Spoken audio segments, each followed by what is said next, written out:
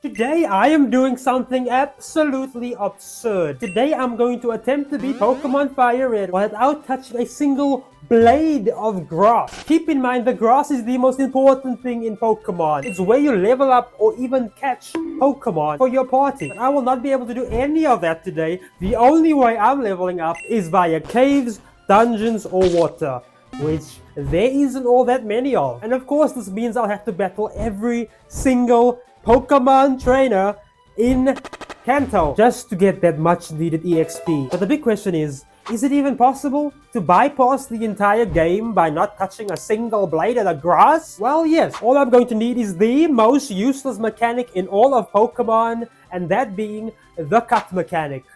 Not that cut mechanic, the other cut mechanic. So in the gens before Gen 4, there was a hidden mechanic where you can cut the grass with HM cut. Why? I have no idea, but that's how we're gonna beat this challenge today. So thank you for adding that all those years ago. So all I'll need is cut and a starter that can learn it.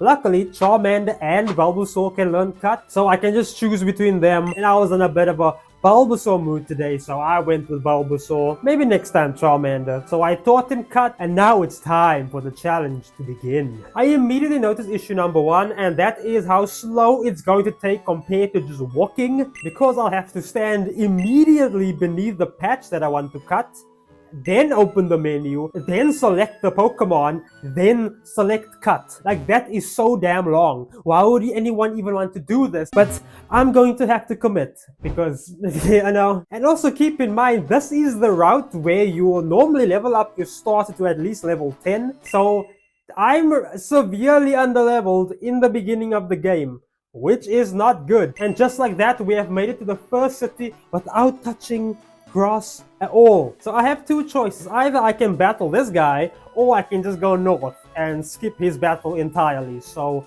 I decided, well, the safest bet is to just skip him because he's not a necessity. So I went north. Then I noticed issue number 2. So when you enter and leave a building, the grass that you just cut magically is just back.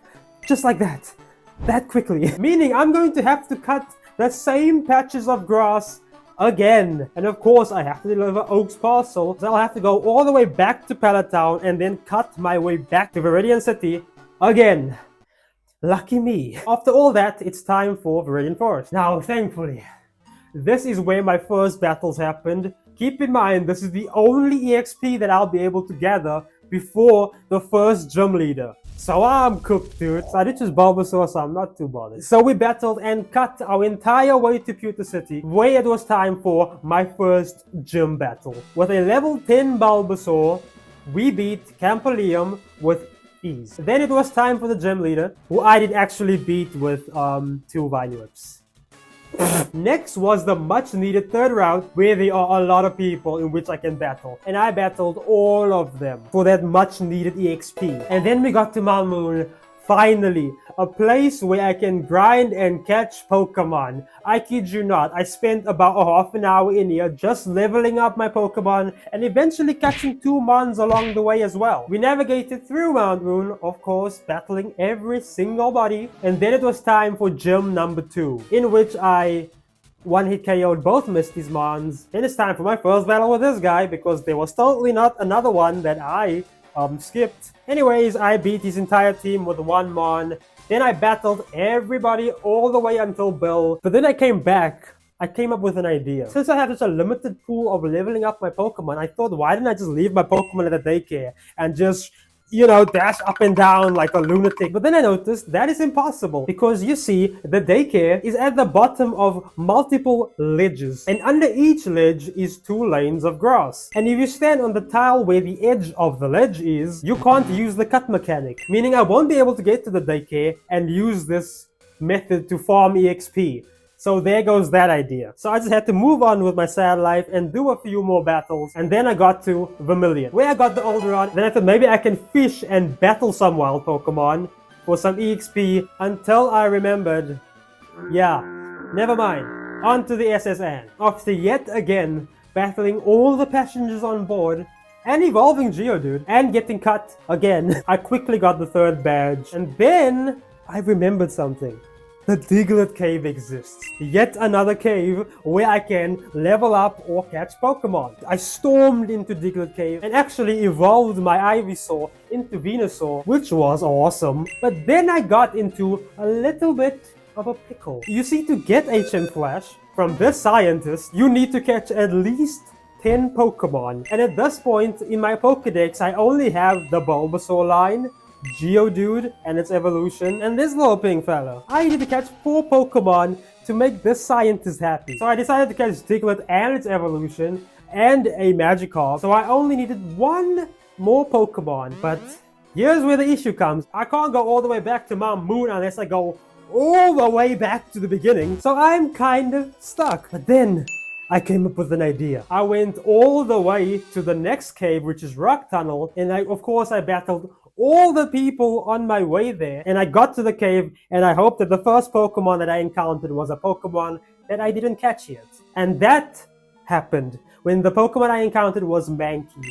Never in my life was I this happy to see a Mankey. I immediately caught the Mankey, went all the way back to that weird scientist, and finally got him to give me Flash. In this moment, I felt quite happy with myself. Then I finished the entire cave, leveled up a bit, battled everybody, then we got to Lavender Town, bought some items, and then went left to battle some more. At this point I noticed that Graveler was a damn beast, one-shotting almost all the opposition, except when water types would appear. So then this is when I decided I needed a Mon for these water types. So this is when I got to Celadon, and then got the Eevee, and immediately bought the Thunderstone to evolve it into Jolteon for those pesky water types. Then it was time for the gym, battled the ladies, battled the gym leader handily, went to the game corner, battled all of these guys.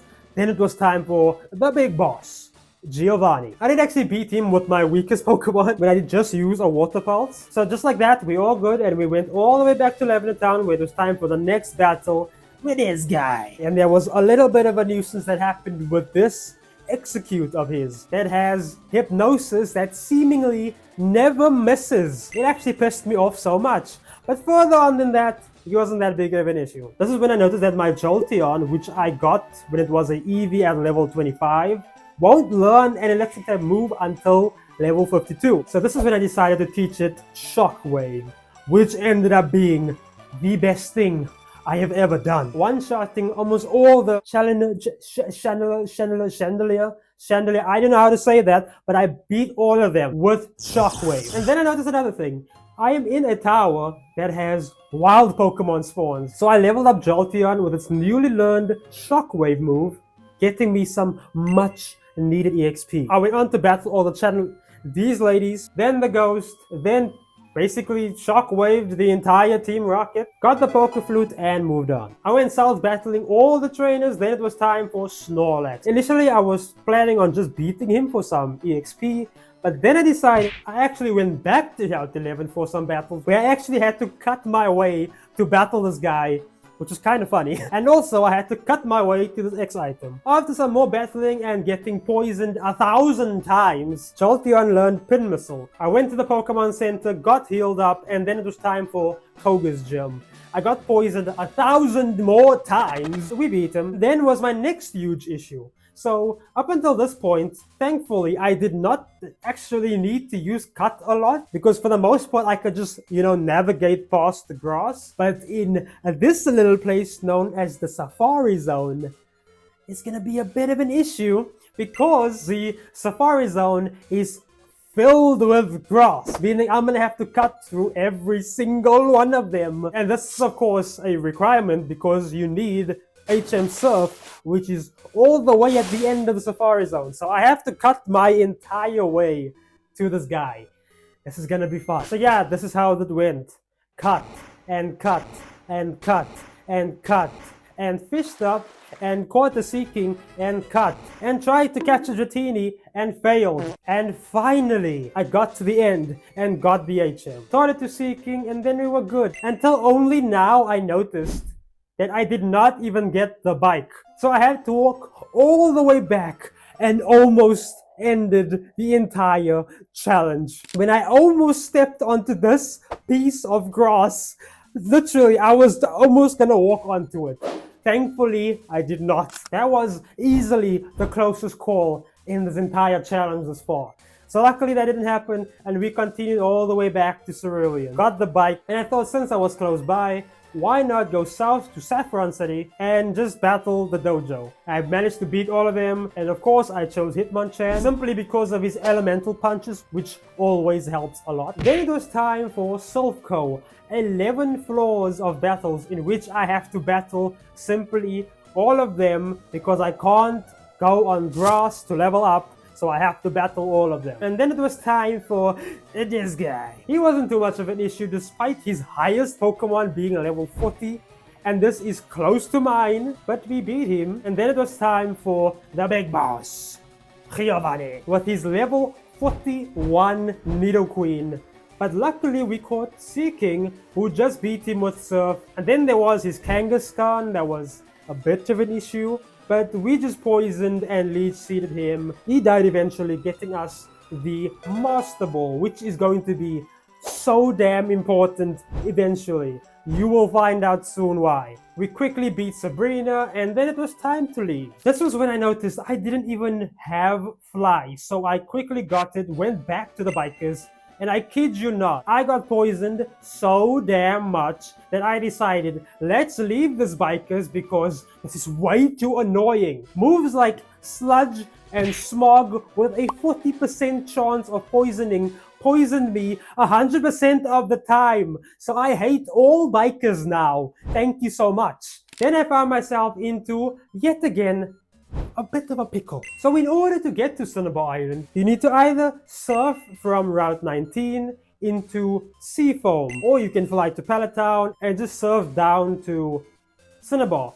But at this point, I was a bit worn out, and I just wanted to go to Palatown and surf down to Cinnabar. But none of my Pokemon can learn Fly. And I can't just go to the wild and catch a Pidgey or Spearow or Doduo, because all of them are grass spawns. And the only flying type that I could catch was Zubat, which can't even learn Fly. And then I just thought, let's just go the long way and just go all the way through Seafoam and eventually get my way to Cinnabar Island. Until then, it hit me like a ton of ice beams. Articuno is in Seafoam, so all I have to do is get my way to Seafoam, catch Articuno, and then just fly my way back to Palatown. So that's exactly what I did. I went all the way to Seafoam, yet again, battling all the people. They just chucked Articuno my Master Ball, taught him Fly, left Seafoam Islands, flew to Palatown, surfed down to Cinnabar, and we made it. Thankfully. I did the entire mansion quest where I yet again leveled up my Mons, Hitmonchan, learned Sky Uppercut, which was super helpful. I eventually went to the Cinnabar gym, battled all the people, and just like that, this challenge is almost complete. Just one more left, and that is Giovanni. So I flew all the way back to Viridian, and it was time. I surf spammed his first 3 Pokemon until then he did outspeed and one-shot my Graveler, and I was panicking a bit. So then I thought maybe of using my underleveled Hitmonchan's Ice Punch, and it started out good when I got a clutch status condition, but he full healed immediately and killed Hitmonchan, and then it was down to Venusaur. I decided to seed him and cut. A few potions later, I won. And then it was his final Pokemon, who I just beat with a sharp low leaf, and just like that, we won. It was time for the Pokemon League. I went to Route 22, cut past all the patches. Then it was time for this guy again, where I actually managed to beat his Execute with my Hitmonchan, which was quite funny, and his other Pokemon wasn't too much of a hassle. And then something alarming happened. At this moment, this entire challenge was almost not possible. When I noticed to get to the league, there is a ledge with grass under. And as I mentioned before, you can't cut if you're standing on a ledge. And I was thinking, oh my goodness, all of this was for nothing until I noticed there is a pool of water just next to it. If it wasn't for this pool of water, this entire challenge would have been for nothing. So I jumped on my Seaking and surfed past. I was so happy. I went past the bear's check, navigated past the grass, surfed over, and that's it. The challenge is complete. I played Pokemon without touching a single patch of grass. But I couldn't just end the video here. I am at the Pokemon League, so why not see if I can beat the Elite Four with this team. I did some last minute leveling up in the cave, bought some items, and then it was time for the Elite Four. Lorelei's first Pokemon was at a higher level than mine, but I am not going without a fight. So just a few Shockwaves and her first Pokemon was down, then just another Shockwave and her Cloyster was down. Shockwave and Pen Missile didn't help as her Slowbro just beat me, but a quick Leaf Up just saved me. So even with my team under-leveled due to the challenge, I still managed to win until her final Pokemon came out and put me to sleep for what feels like 50 times. But I managed to Agility, then Steel Wing twice, and win. Next up, Elite Four member 2. He was a lot easier, and I came up with a plan where I would just Agility like a ton of times so that I'll always hit first and then just fly. Then with Venusaur, I'll just Seed, then leave. We won eventually because he is, you know, the weakest. The next battle was even easier as I just used the Articuno agility plan and just knocked out all her Pokemon. Then it was time for Lance. I started with Jolteon, where I did shockingly outspeed and one-shot his lead Pokemon. Then it was Dragonair, and I used the Articuno agility plan again, and he had no answer for it. And I did just attack first with Ice Beam every time, and easily beat Lance. Then it was time for this guy for the last time. Then I did the same agility plan. Hit Ice Beam, down with Pidgeot, then Rhydon. Then I managed to get a lucky status condition on Charizard, and I used this opportunity to use a X special. With my high speed and high special stats, I beat Charizard, then I beat Alakazam, then I beat Exeggutor, then it was his final Pokemon, Gyarados, in which I swapped into Jolteon, who is 13 levels lower, and I did still outspeed with a Shockwave and almost killed. And then he did one of the dumbest things I've ever seen. He used this stupid move, which only takes 40 HP, and then I did just hit it with one more Shockwave. And just like that, I won. I completed the entire game, beat the Elite Four, without touching a single patch of grass. Well done, team. Thank you for watching.